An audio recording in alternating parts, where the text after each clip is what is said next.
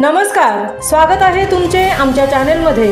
आवाज महामुंबईचा, शोध बातमीचा, कौल मनाचा। चला तर मग आमचे चॅनेल शेअर करा, लाईक करा आणि सबस्क्राइब करा। धन्यवाद। बेलपाडा परिसरात बिबट्याचा वावर, रहिवासी भयभीत।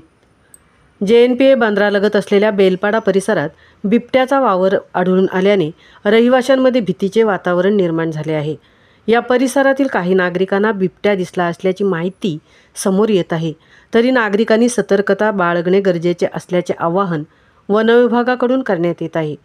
पनवेल तालुक्यातील नितळस गाव परिसरात नुकताच बिबट्याचा मुक्त संचार आढळून आला आहे।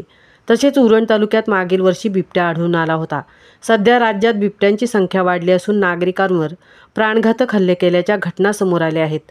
त्यातच JNPA बंदरालगत असलेल्या बेलपाडा परिसरात बिबट्याचा वावर आढळून आल्याची माहिती नागरिकांकडून समोर येत आहे, तरी वन विभागाच्या अधिकाऱ्यांनी याची खातरजमा करून बिबट्याचा बंदोबस्त ठेवण्यासाठी पुढाकार घ्यावा अशी मागणी नागरिकांकडून करण्यात येत आहे। उरण तालुक्यात बिबट्या आढळून आलेला नाही, मात्र बेलपाडा गाव परिसरात बिबट्या आढळून आलेल्या असल्याचे समज आहे। खरं की खोटं याचा तपास सुरू आहे, तरी नागरिकांनी अफवांवर विश्वास ठेवू नये। जर बिबट्या आढळून आलाच तर त्याची माहिती वन विभागाला देण्यात यावी। NG कोकरे, वन परिक्षेत्र अधिकारी, उरण, पनवेल।